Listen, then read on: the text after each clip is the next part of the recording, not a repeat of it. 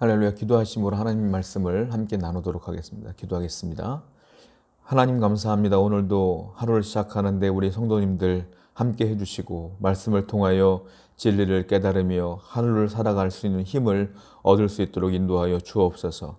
예수님의 이름으로 기도드렸습니다. 아멘.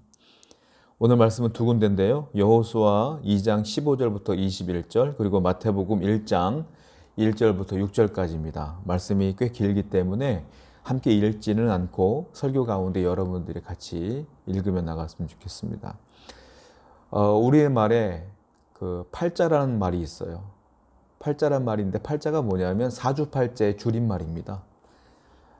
연초가 되거나 그러면 사람들이 토종 비결도 보고 사주팔자도 보고 그러지 않습니까? 말로는 팔자를 잘 안 믿는다고 하지만 실질적으로 우리나라의 많은 분들은 이 팔자를 잘 믿어요. 안 믿는다고 하지만 믿어요.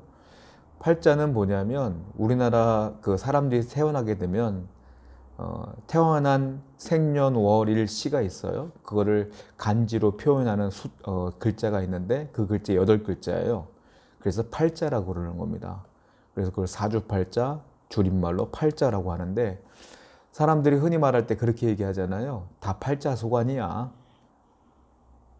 이 말은 어떻게 보면 운명론적인 이야기예요. 그러니까 내가 태어난 팔자대로 사는 거야 라고 말해요. 그런데 또 다른 말로 말하는 거 보면 좀 이해가 안 되는 것 중에 하나가 어떤 사람이 비참하게 살다가 실패하고 살다가 잘 안 되다가 어느 순간 성공하는 경우가 있어요. 어느 순간 잘 되는 경우가 있어요. 그럼 사람들이 또 뭐라고 말하냐면 야 팔자 고쳤다 이런 말을 해요. 팔자소관이야 이 말은 마치 운명대로 사는 거야 라고 말하는 것처럼 팔자를 고쳤단 말은 또 운명을 고쳤다는 얘기란 말이에요. 도대체 뭐가 맞는지는 모르겠어요. 분명한 사실은 사람이 생각한 대로 계획대로 되지 않는 것은 우리 조상들도 알았던 것 같아요. 그래서 팔자소관이야 팔자 고쳤어 이런 얘기들이 다 그 안에 포함되어 있는 것 같습니다. 저나 여러분들도 팔자대로 사는 인생이 아니에요. 사실은 흘러가는 대로 사는 게 아니라 우리는 내가 내 인생을 개척할 수 있는 존재가 아니에요. 하나님께서 얼마든지 내 팔자를 고칠 수도 있고 내가 원하는 게 아닐지라도 하나님이 원하는 대로 나를 이끌고 갈 수 있는 거예요. 그것이 신앙인의 삶이에요. 그걸 믿는 것이 우리의 삶이에요. 우리의 삶은 하나님이 인도하신다. 하나님이 주관하신다. 이걸 믿는 것, 그것이 우리의 삶이다 라는 거죠. 오늘 본문을 보면 아까 제가 팔자 고쳤다는 얘기 했는데 세상의 관점으로 보면 팔자를 완전히 고친 사람이 나와요. 그게 누구냐? 본문에 나와 있는 기생 라합입니다. 라합은 팔자를 고쳤어요. 쉽게 말하면. 인생이 완전히 바뀌었어요. 그런데 이걸 쉽게 말하면 그냥 일반적인 인생이 바뀐 것이 아니라 육신적인 팔자를 고친 것이 아니라 영적인 삶이 바뀐 거예요. 영적인 내 족보가 바뀐 거예요. 인간적인 내 족보가 아니라 영적인 족보가 완전히 고쳐진 거예요. 여러분 우리가 예수님을 알지 못했을 때는 말 그대로 사람들이 이야기하는 것처럼 살 수가 있어요. 그러나 여러분들이 예수님을 믿고 그 예수 그리스도를 나의 아버지 구원자로 믿는 그 순간 여러분들의 영적인 팔자는 고쳐지는 거예요. 여러분들의 영적인 족보는 바뀌어지는 거예요. 지금 저와 여러분들의 영적인 삶은, 영적인 인생은, 여러분들의 삶은 이제 완전히 바뀌었다. 이제는 사람들이 말하는 팔자대로 사는 인생이 아니라 여러분들은 하나님의 계획대로 하나님의 인도하심으로 살아가는 존재로 바뀌었다. 할렐루야. 이 사실을 분명히 믿고 살아야 된다는 거예요. 본문 말씀을 보게 되면 이스라엘 백성들이 40년 동안 광야에서 헤매다가 광야 생활을 하다가 모세가 죽습니다. 모세가 죽고 여호수아가 이제 그들의 리더가 돼요. 그래서 여리고성을 점령하려고 처음에 가나안 성으로 들어가는 장면이에요. 그런데 여리고성으로 들어가려고 했더니 이 여호수아 입장에서 볼 때는 그 땅이 어떤 땅인지를 정탐하고 싶은 거예요. 그래서 2명의 정탐꾼을 보냅니다. 그래서 그 2명의 정탐꾼이 그 라합의 집에서 기거했던 그 사실을 기록하고 있는 거예요. 이때가 시대로 말하면 BC 1405년 정도 됐을 거예요. 자, 성경 한번 볼게요. 여호수아서 2장 1절 말씀입니다. 눈의 아들 여호수아가 시딤에서 두 사람을 정탐꾼으로 보내며 이르되 가서 그 땅과 여리고를 엿보라 하매 그들이 가서 라합이라 하는 기생의 집에 들어가 거기서 유숙하더니, 여기 보면 라합을 이야기하는데 뭐라고 했어요? 기생 라합이다 라고 했어요. 라합은 이스라엘 사람이 아니에요. 유대인이 아니에요. 라합은 누구냐? 아모리 족속의 여인이에요. 이방 여인이라는 거예요. 아모리가 어떤 사람들이냐면 이스라엘 출애굽하라 했고 40년 동안 방황할 때에 이스라엘 사람들을 괴롭혔던 족속 중에 한 족속이에요. 그러니까 이스라엘 입장에서 볼 때 원수죠, 완전히. 이방인 중에 이방인이죠. 그런데 직업이 뭐예요? 기생이에요. 이 라합을 나중에 보면, 우리가 본문을 보면 알겠지만 예수님의 족보에 올라와 있는 분이에요, 이 라합이. 그러니까 믿음이 있는 분이란 말이에요. 믿음의 조상 중에 한 분이란 말이에요. 그러니까 이 믿음의 조상이었던 라합을 우리가 감히 기생이라고 말하기가 어려워서 어떤 분들은 여관집 주인 라합이라고 표현한 분들도 있어요. 또 어떤 분들은 쉽게 말하면 옛날에 그 주막이 있었잖아요, 우리나라. 거기에 맞춰서 주막집 여인 이렇게 말하는 분들도 있어요. 그러니까 믿음의 여인이었기 때문에 조금 순화시켜서 말하는 거죠. 그래서 성경은 분명히 뭐라고 했어요? 기생 라합이라고 그랬어요. 그런데 기생 라합이라고 했는데 이 기생은 영어 성경을 한번 보시면 아주 충격적인 단어로 해석이 되어 있는 것을 보게 돼요. 이 기생이라는 단어를 영어로 뭐라고 썼냐면 prostitute라는 단어를 썼어요. 이게 무슨 말이냐? 매춘부란 뜻입니다. 창녀란 뜻이에요. 그러니까 이 라합은 누구냐? 매춘부였어요. 매춘부 라합. 자, 야고보서를 보게 되면, 야고보서 2장을 보게 되면 믿음의 사람이었던 라합을 이야기하는데 거기서도 이런 표현을 해요. 한번 성경을 볼게요. 야고보서 2장 25절 말씀입니다. 또 이와 같이 기생 라합이 사자들을 접대하며 다른 길로 나가게 할 때에 행함으로 의롭다 하심을 받은 것이 아니냐. 야고보서도 뭐라고 했냐? 기생 라합이라고 썼어요. 아까 제가 영어 성경으로는 매춘부라고 표현을 했지만 이 기생이란 단어가 헬라어 원문으로는 포르네라는 단어를 씁니다. 이 야고보서에 나는 포르네. 포르네가 뭐냐 하면 영어에 포르노라고 하는 단어의 그 원조격인 거, 유래가 된 거죠. 포르노가. 이 포르네에서 유래가 된 거예요. 그러니까 굉장히 우리가 말로 입에 담기가 어려운 단어예요. 이분이 누구냐? 라합이 이런 직업을 가졌던 분이다라는 거예요. 다시 정리해 볼게요. 성경에 나와 있는 라합을 우리가 정리해 보자면 라합은 일단 누구예요? 여자였어요. 여자. 여자는 어떤 존재냐면 이스라엘 사람들이 사람을 세를 때 여자와 아이들은 빼고 셌어요. 한마디로 말하면 사람 취급을 안 했어요, 이 당시에는. 그게 여성이었단 말이에요. 첫 번째, 라합은 여자였다. 두 번째, 아까 제가 뭐라고 말씀드렸죠? 이스라엘 사람이 아니라고 그랬어요. 아모리 족속의 이방인이었어요. 그러니까 구원받지 못한 이방인이었다라는 거예요. 여자였고 이방인이었고 직업은 뭐라 그랬어요? 기생이었어요. 기생 라합. 생각해 보십시오. 여자였죠? 이방인이었죠? 기생이었죠? 자, 이 라합의 미래를 한번 우리가 상상을 해보자고요. 이 라합이 어떤 삶을 살게 될 것 같습니까? 제가 볼 때는 그냥 인간적인 조건만 보자면 라합은 상당히 불행한 인생을 살 것이고 비참한 인생을 살다가 생을 마감할 것 같은 느낌이 들어요. 그렇지 않습니까? 어떤 희망도 어떤 소망도 보이지가 않아요. 그런데 놀라운 것은 라합은 우리가 알다시피 성경에 기록될 정도로 위대한 인물로 남아있다는 겁니다. 분명히 외면적인 조건은 비참한 삶을 살아도 100% 그렇게 살 수밖에 없는 삶인데 어떻게 성경을 보면 기생 라합이 예수님의 조상이었던 그 족보에 올라와 있느냐는 거예요. 직접 성경을 봐요. 마태복음 1장 5절부터 6절입니다. 아브라함과 다윗의 자손 예수 그리스도의 계보라. 살몬은 라합에게서 보아스를 낳았고 보아스는 룻에게서 오벳을 낳고 오벳은 이새를 낳고 이새는 다윗 왕을 낳으니라. 다윗은 우리아의 아내에서 솔로몬을 낳고. 여기 보시면 라합이 등장을 하는데 5절에 뭐라고 등장을 했느냐면 살몬과 라합에게서 보아스가 나왔다 써 있어요. 그러니까 라합은 살몬과 결혼을 해서 보아스를 낳은 거예요. 살몬은 누구냐? 이 지금 예수님의 이 마태복음의 1장에 있는 족보는 왕의 족보라고 해서 아무나 이 족보에 올라가지 않습니다. 그 왕들이 올라가는 족보인 거예요. 여기에는 다윗도 올라가 있죠. 솔로몬도 올라가 있죠. 그 전에는 왕이 아니었기 때문에 뭐라고 말하면 족장이라 그래요. 유대인들의 족장. 족장이 올라가 있는 족보인 거예요. 그런데 거기에 누가 올라갔어요? 라합이 올라간 거예요. 라합의 남편이 누구였어요? 살몬이라는 사람이에요.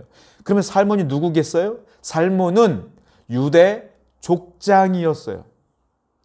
그러니까 살몬은 유대 족장이었던 이 살몬은 믿음 하나 보고 라합과 결혼을 한 거예요. 이방인이었던 라합과 결혼을 해서 둘 사이에 아들을 낳았는데 그 아들이 누구냐? 보아스라는 아들을 낳은 거예요. 보아스가 누굽니까? 성경에 룻기가 있어요. 룻기 보면 룻과 결혼한 사람인데 그 사람이 누구냐? 유언 물을 자 바로 보아스였어요. 보아스도 족장이었던 거죠. 그 보아스와 그리고 룻 사이에서 누구를 낳느냐? 오벳을 낳아요. 오벳이 나중에 누구를 낳느냐면 이새를 낳아요. 이새가 누구를 낳습니까? 다윗을 낳아요. 다윗이 솔로몬을 낳아요. 그러니까 다윗의 아버지가 이새고요. 다윗의 할아버지가 오벳이에요. 그리고 다윗의 증조 할아버지가 보아스고 증조 할머니가 룻인 거예요. 다윗의 고조 할머니가 누구냐? 라합인 거예요. 그러니까 얼마나 놀랍습니까? 아까 분명히 말씀드렸어요. 삶의 조건이 완전히 비참한 여인이었음에도 불구하고 나중에는 영적으로 이런 놀라운 축복을 받게 되었어요. 예수님의 족보, 다윗의 족보에까지 올라갈 정도로 위대한 사람이 되었어요. 이유가 뭘까요? 이유가 뭘까요? 하나뿐이 없어요. 그 라합의 믿음 때문이다. 아무것도 없지만 믿음 하나로 하나님이 놀랍게 그녀를 바꾸었어요. 변화시켰어요. 그 인생을 쉽게 말하면 팔자를 바꿔놨어요. 영적인 족보를 바꿔놨어요. 성경을 보겠습니다. 로마서 10장 17절 말씀이에요. 그러므로 믿음은 들음에서 나며 들음은 그리스도의 말씀으로 말미암느니라. 믿음은 뭐로 난다고요? 들음에서 나는 거예요. 뭘 들었을 때? 그리스도의 말씀을 들었을 때 믿음이 생긴다 이 말이에요. 믿음은 누구한테 생기느냐? 듣는 자가 믿음을 갖는 거예요.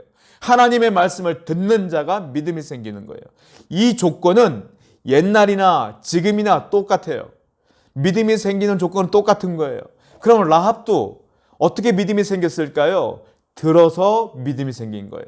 어떤 것을? 하나님에 대한 말씀을 들어서 믿음이 생긴 거예요. 라합도 들었어요. 말씀을 들을 때에 우리 안에 믿음이 생깁니다. 성령께서 역사하심으로 믿음이 생기는 거예요. 이 말씀을 듣고 있는 여러분들도 왜 이 말씀을 듣고 있습니까? 믿음이 있으니까요. 그 믿음은 어떻게 생겼을까요? 생각해 보세요. 여러분들이 하나님의 말씀을 들음으로 믿음이 생긴 겁니다. 자, 라합에게 왜 믿음이 있었느냐? 우리가 충분히 알 수 있는 사건이 있어요. 아까 말씀드린 것처럼 여호수아가 2명의 정탐꾼을 여리고성에 보냈어요. 그런데 어떤 일이 벌어졌냐면 어떻게 알았는지 이스라엘의 정탐꾼이 여리고성에 침투해 왔다는 소식이 정부에게 들어간 거예요. 그래서 왕이 명령하여 군대를 움직여서 이 2명의 정탐꾼을 잡으려고 수색을 벌인 겁니다. 그들이 도망가다가 어디로 들어갔느냐 하면 기생 라합의 집으로 손님인 양 들어간 거예요. 근데 라합이 그들을 딱 봤을 때 여리고 사람이 아닌 걸 분명히 알아요. 그리고 이스라엘 사람인 걸 분명히 알았어요. 그리고 이 라합이요 목숨을 걸고 이 2명의 정탐꾼을 숨겨줘요. 근데 이 2명의 정탐꾼들이 의심스럽지 않겠어요? 아모리 족속의 기생인 이 여자 라합이 자기들을 숨겨주니까 기가 막힌 거예요. 의심해 볼 수밖에 없어요. 너는 우리를 왜 숨겨주려고 하느냐? 라고 물었어요. 그때 라합이 대답을 하는데 이 대답 속에 믿음이 들어와 있다. 보세요. 여호수아서 2장 10절부터 11절입니다. 이는 너희가 애굽에서 나올 때에 여호와께서 너희 앞에서 홍해 물을 마르게 하신 일과 너희가 요단 저쪽에 있는 아모리 사람의 두 왕 시훈과 옥에게 행한 일 곧 그들을 전멸시킨 일을 우리가 들었음이니라. 우리가 듣자 곧 마음이 녹았고 너희로 말미암아 사람이 정신을 잃었나니 너희의 하나님 여호와는 위로는 하늘에서도 아래로는 땅에서도 하나님이시니라. 이렇게 대답을 하는 겁니다. 뭐라고 말하냐면 내가 여기서 있는 동안 수많은 손님들이 왔다 갔다 하면서 너희들에 대한 소식을 들려주었다라고 말하는 거예요. 이스라엘이라는 종족이 있는데 애굽이라고 하는 초강대국에서 탈출을 했다고 들었다.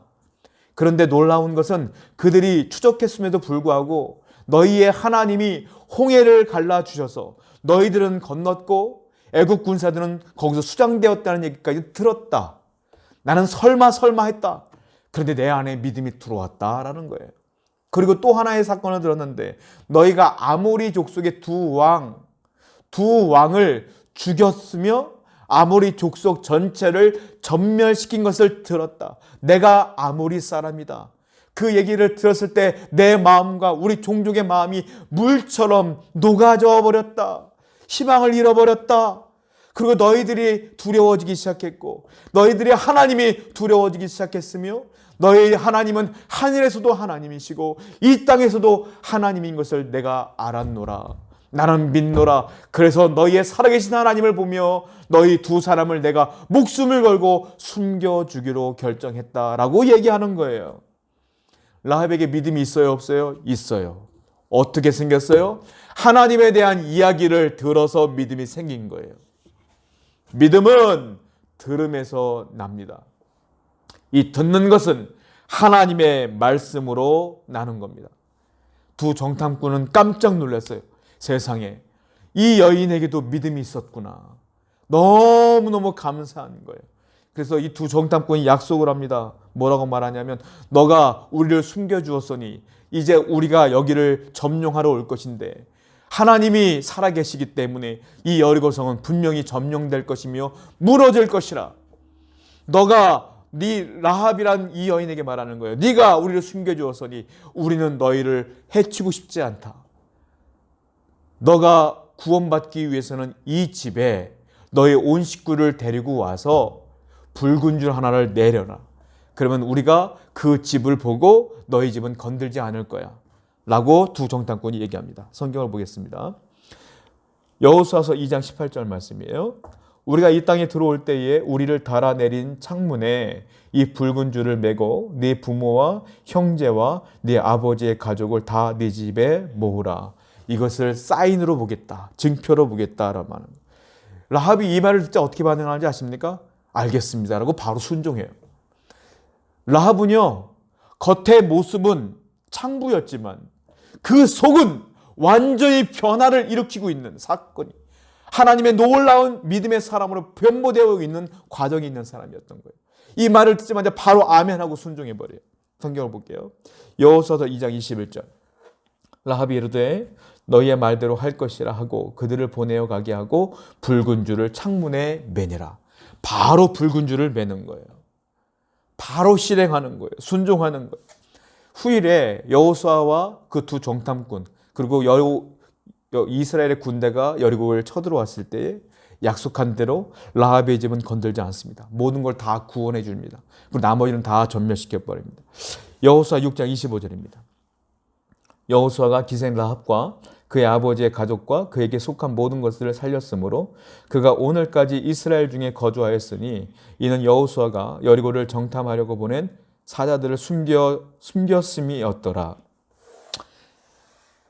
히브리서 기자도요, 이 부분을 가지고 라합이 그냥 살려고 한 것이 아니라 믿음이 있었다라고 표현을 해요. 자, 히브리서 11장 31절입니다. 믿음으로 기생 라합은 정탐꾼을 평안히 영접하였으므로 순종하지 아니한 자와 함께 멸망하지 아니하였도다. 믿음으로 라합은 그 두 정탐꾼을 영접한 것이다. 그리고 그 두 정탐꾼들의 말대로 하나님께 순종함으로 살았다라는 거예요. 여러분, 붉은 줄은 믿음의 표시였어요. 출애굽을 할 당시에 이스라엘 사람들도요, 이 붉은 줄이 있었어요. 어떤 사건일까요? 10번째 재앙 가운데 하나님께서 그렇게 말씀하셨어요. 너희들은 양을 한 마리 잡아다가 문설주에다가 양의 피를, 어린 양의 피를 다 발라라. 그러면 죽음의 그림자가 넘어갈 거야. 해서 이스라엘 사람들은 아멘하고 순종했던 사람들은 양의 피를 문설주에 전부 다 발랐어요. 그랬더니 어떻게 해요? 그 집만 빼고 다 죽었어요. 장자가 다 죽었어요. 그리고 그것을 뭐라고 그래요? 유월절이라고 기념하지 않습니까? 유월절이 뭡니까? 죽음이 넘어갔다는 뜻이에요. 피는 무슨 색이에요? 붉은색. 라합이 내린 줄은 무슨 색이에요? 붉은색. 그러니까 이게 무슨 얘기냐면 이 붉은 줄을 내렸다는 것은 예수님의 구원을 예표하는 사건인 거예요. 어린 양의 피, 붉은 피를 바른 것들은 나중에 예수 그리스도가 피를 흘려 우리를 구원하실 것을 예표한 사건이에요. 라합의 붉은 줄도, 문설주에 바른 그 붉은 피도 예수님의 보혈을 의미하는 거예요. 성경을 볼게요. 출애굽기서 12장 13절입니다. 내가 애굽 땅을 칠 때 그 피가 너희가 사는 집에 있어서 너희를 위하여 표적이 될지라. 내가 피를 볼 때에 너희를 넘어가리니 재앙이 너희에게 내려 멸하지 아니하리라. 이것도 뭐라고 했어요? 이 피도 표적이라. 그 붉은 줄도 표적이라. 사인이에요. 똑같이 사인이에요. 여러분, 오늘날도 마찬가지예요. 우리가 구원받을 수 있는 유일한 길은 예수 그리스도의 붉은 피, 다른 말로 보혈, 그 보혈을 믿는 것 외에는 방법이 없는 거예요. 저와 여러분들이 구원받는 이유는 예수님의 보혈 때문이에요. 사도 바울의 말을 한번 들어볼까요? 로마서 3장 22절부터 24절입니다. 곧 예수 그리스도를 믿음으로 말미암아 모든 믿는 자에게 미치는 하나님의 의인이 차별이 없느니라. 모든 사람이 죄를 범하였음에 하나님의 영광에 이르지 못하더니 그리스도 예수 안에 있는 속량으로 말미암아 하나님의 은혜로 값없이 의롭다 하심을 얻은 자 되었느니라. 예수 그리스도 안에 있는 속량으로 말미암아 우리가 구원을 얻었다 그래서 속량은 뭐냐면 노예시장, 고대 노예시장에서 노예에게 자유를 주기 위해서는 속전이라는 게 필요했어요. 그래서 어떤 사람이 속전을, 노예값을 치르는 거예요. 속전을 주면 그 노예가 자유를 얻어요. 그 자유를 얻는 그 노예가 무엇을 얻었다고 하냐면 속량함을 얻었다 이렇게 얘기해요. 속전과 속량은 같이 연결되어지는 거예요. 예수님께서 속량했다 이 단어 쓴 게 뭐냐면 우리는 죄의 종이었어요. 우리는 죽음의 종이었어요. 우리는 죽음은 지옥 갈 수밖에 없는 죄의 종이었는데 예수님이 이 땅에 오심으로 그의 피로 돌아가심으로 나를 위해 죽음으로 말미암아 속전을 치러주신 거예요. 그래서 이제 우리가 예수 안에 있는 우리가 속량함을 얻은 거예요. 구원함을 얻은 거예요. 모든 인간은 죄의 노예였던 모든 인간은 예수 그리스도의 피를 믿음으로 말미암아 이제 속량함을 얻게 되었다. 그래서 믿음 안에 들어온 모든 사람들은 이제 그리스도 안에 있는 우리들은 새로운 피조물이 된 거예요. 새로운 사람이 된 거예요. 옛날이 아니라 새로운 사람이 된 거예요. 라합도 하나님을 믿음으로 말미암아 이제는 새로운 사람이 된 거예요. 저는 성경에 나와 있지 않지만 구원받은 라합은 이제 매춘부의 일을 분명히 그만뒀을 거라고 확신을 가져요. 그랬기 때문에 예수님의 족보에 올라간 거예요. 그 전에는, 하나님을 믿기 전에는 몸을 파는 여인이었죠. 기생 라합이었죠. 그러나 구원받은 후에 라합은 분명히 변화되었을 거예요. 바뀌었을 거예요. 그래서 유대 족장이었던 살몬이 라합과 결혼한 거예요. 그 믿음을 보고 결혼한 거예요. 안 그렇습니까? 여러분, 그리스도 안에 있는 사람은, 그리스도를 믿는 사람들은, 구원받은 사람들은 반드시 옛것은 버리고 새로운 피조물로 바뀌어지는 거예요.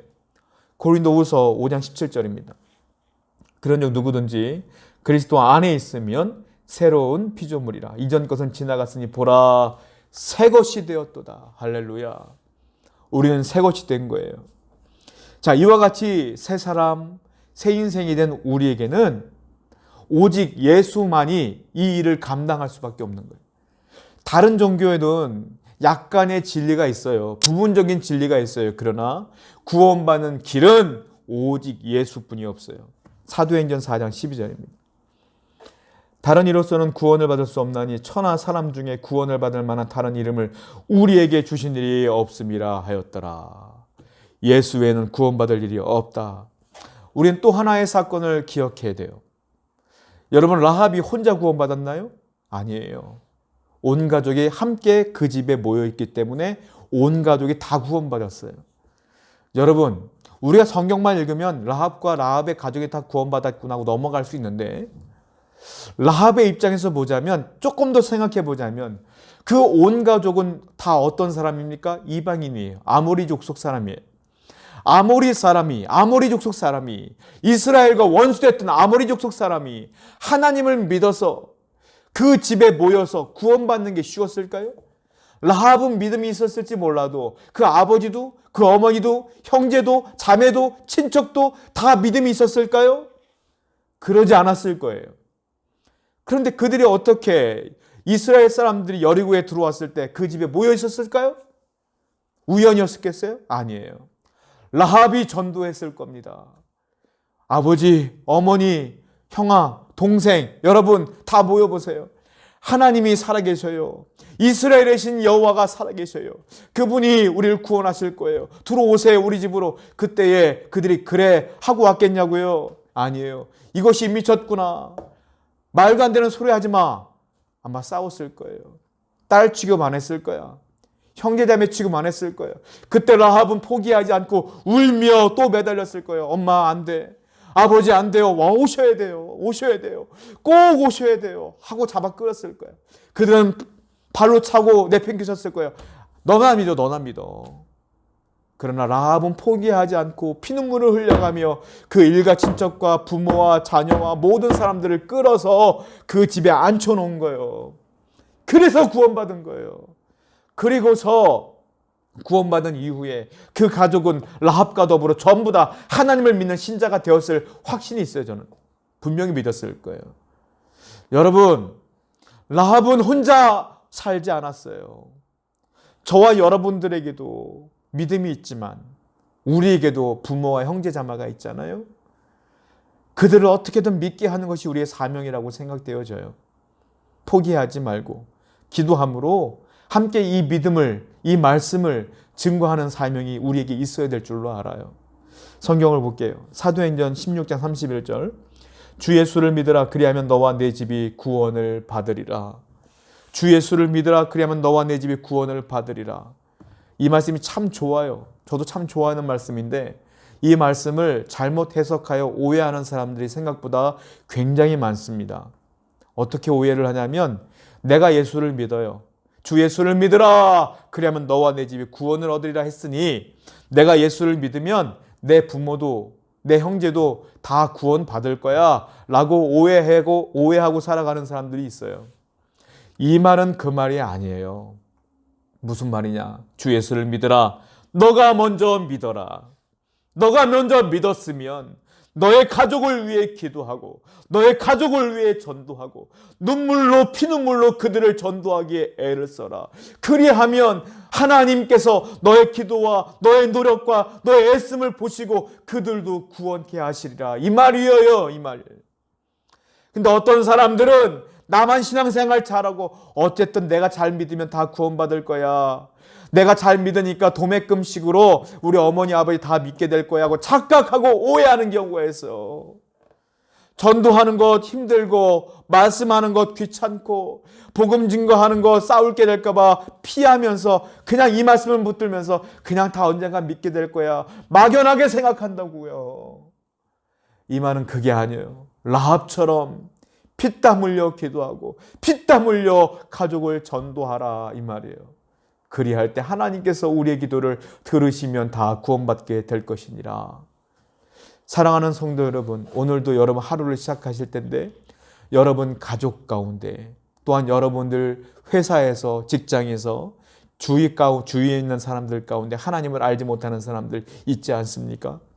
여러분들이 먼저 주 예수를 믿었으니 라합처럼 그들을 위해 기도하시고 그들에게 복음을 증거하는 삶을 살아가시길 바라겠어요.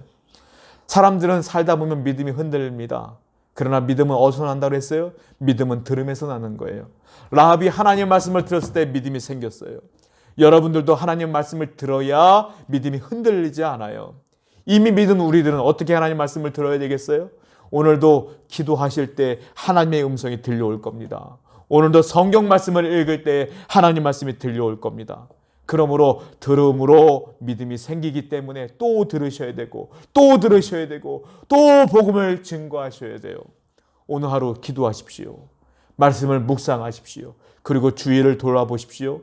주위에 하나님을 알지 못하는 사람들에게 하나님의 복음을 증거하셔서 함께 구원받고 함께 믿음이 흔들리지 않는 삶을 살아가는 저와 여러분 되기를 축원드립니다. 기도하겠습니다. 아버지 하나님 감사합니다. 라합처럼 믿음이 흔들리지 않는 들음에서 나는 그 믿음을 붙들고 살아가는 저희가 될 수 있도록 인도하시고 우리 가족과 주위 사람들에게 복음을 증거하는 삶을 살아갈 수 있도록 인도하여 주옵소서. 예수님의 이름으로 기도드렸습니다. 아멘. 이제는 우리 주 예수 그리스도의 은혜와 구속하신 하나님의 사랑하심과 성령님의 감화, 감동, 충만 역사하심이 오늘도 말씀을 듣고 결단한 모든 성도님들 머리 위에 지금부터 영원토록 함께 계시기를 간절히 축원하옵나이다. 아멘.